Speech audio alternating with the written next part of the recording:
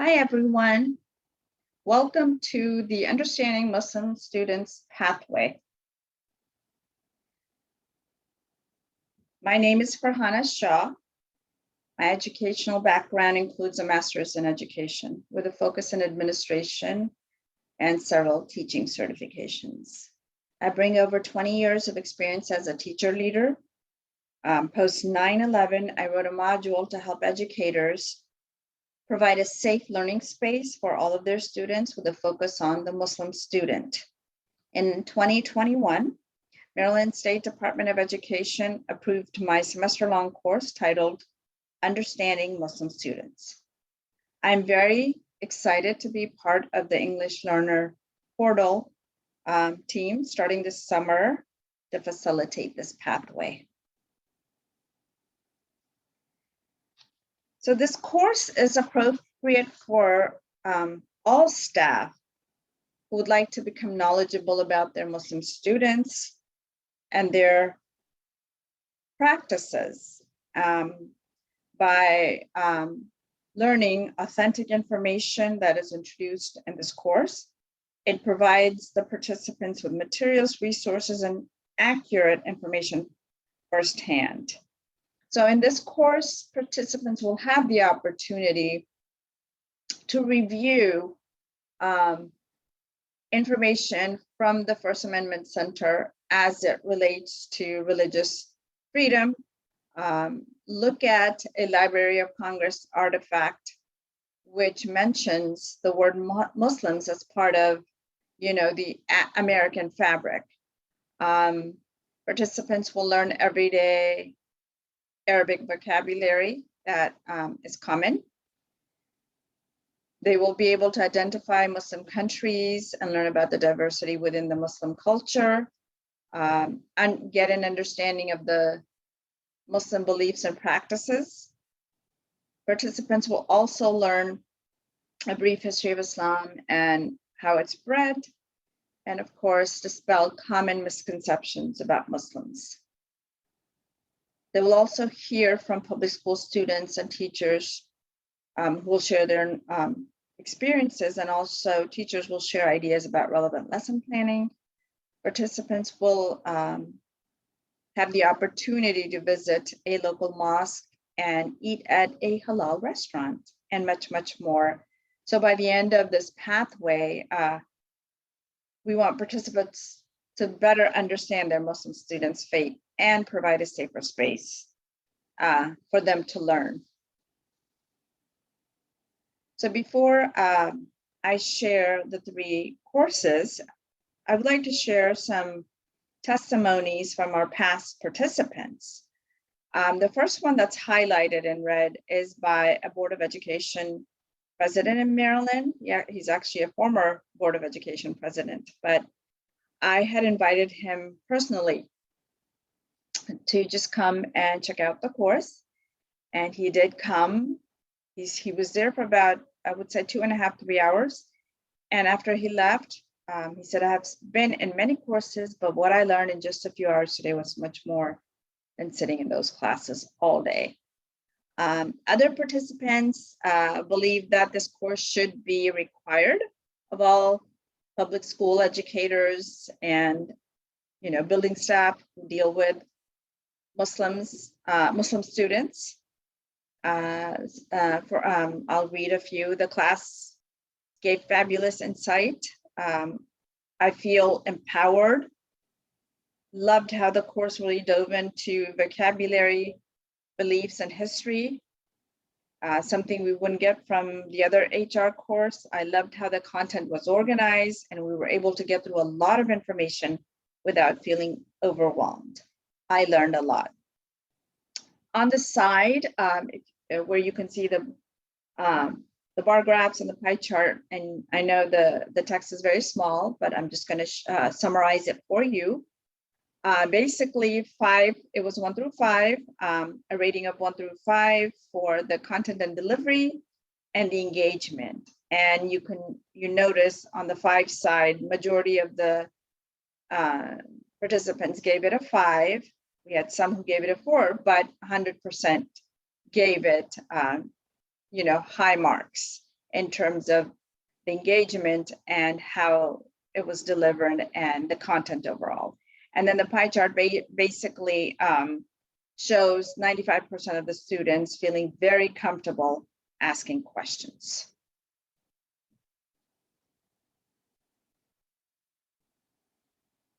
So why should there be a focus on Muslim students?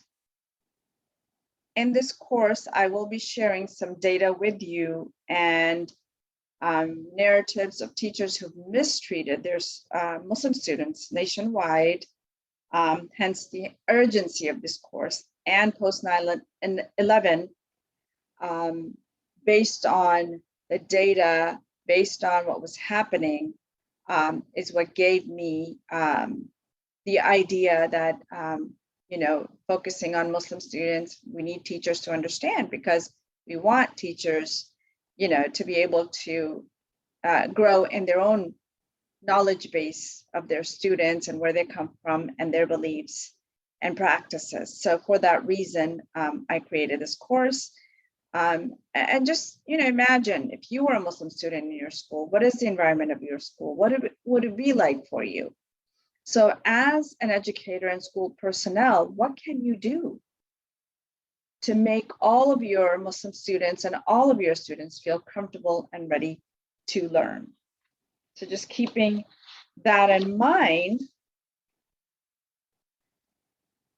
many students of this course have many questions in terms of, what do the Muslims students believe? How are they different? What holidays do they celebrate? Is our curriculum designed for them in mind? Am I doing something, offensive? How can I make them feel comfortable? These are legitimate questions we would ask of any student. And we know that religiously mandated practices for students are protected by the First Amendment, so which upholds the right to freedom of religion. And we will be looking at that and reviewing the information.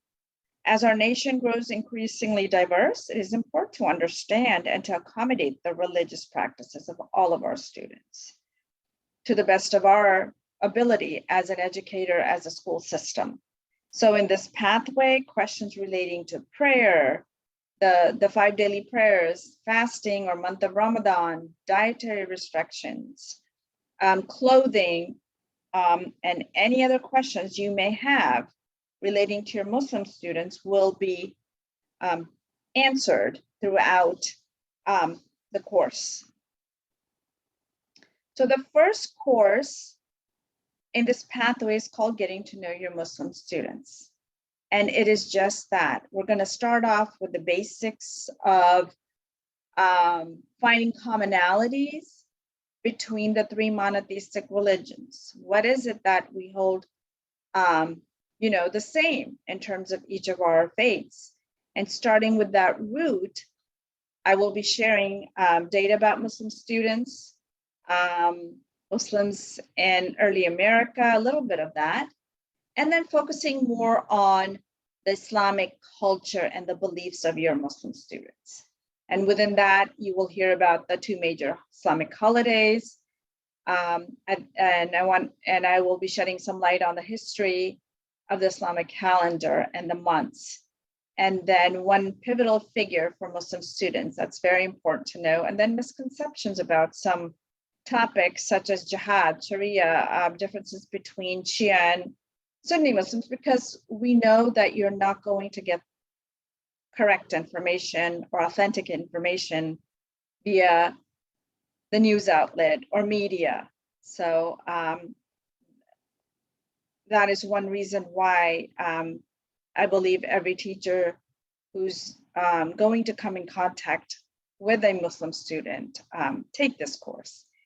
And we will end course 1 with a culminating project called Get to Know a Muslim. Course 2 topics will come under Muslims past and present. We will talk a little bit about the spread of Islam, modern day Muslim world, American Muslim families and how do they live on a daily basis.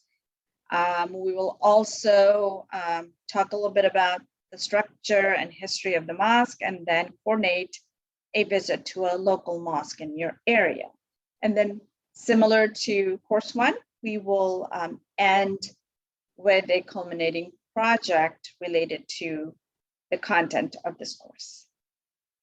Course 3 is titled World of Muslims in the US and Globally, and our topics will include just kind of getting your feet wet in all of these areas. Influential Muslims, who are they? Islamic inventions, art and culture in Islam, and then hearing from student voices, teacher panel, talking about relevant lessons, and then coordinating a visit to a local halal restaurant. And then I will provide you with some classroom resources.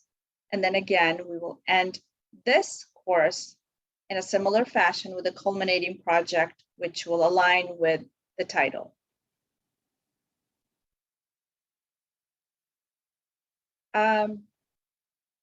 Just to kind of share some interesting facts about Muslims. Did you know that the first degree granting university was founded by a woman in Morocco? The word algebra is taken from a Persian math book in the 9th century called Kitab al-Jabr. And Kitab in Arabic means book, al-Jabr is algebra. And translated, it means a book of reasoning and balance.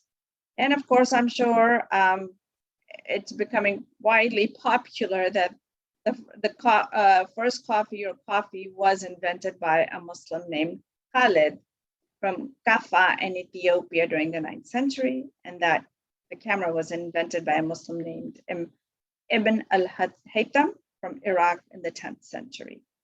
There are many, many, many more inventions by Muslims. Unfortunately, names were changed to discredit or not give credit. So you'll be learning about that. And also just some more interesting facts. Coming back to the fact that we need authenticity, we need correct information about our Muslim students, because Time magazine in 2001 reported over 60,000 books, and now we have websites are written for the purpose of conveying wrong information, incorrect information about Islam and Muslims. And that is why the word Islamophobia has become very popular because, those are the people that are trying to discredit Muslims. And that's why it's so important for our teachers to know about their students. Some fun facts here: Hebrew and Arabic are cognate languages. Shalom, salam, they both mean peace. And that Morocco was the first country to acknowledge and document American independence. So these are just some fun facts for you to kind of whet your appetite before you sign up or register for the course. Just some options for the pathway. Each course in this pathway is 15 hours and can be taken for 1 graduate credit with UMass Global. And if you take all 3, you end up with 3 graduate credits, which is amazing. Option 2, school cohorts can request customized training based on staff and student need. Option 3 is self-paced courses that you can take on your own time for credit. And that is coming out very, very soon. And with that said, I would like to just share that I'm on LinkedIn, and my email is farhan@shah.org. And I am very excited, and I'm hoping that you will register for this course and really get to know your Muslim students. Thank you, take care, and stay safe.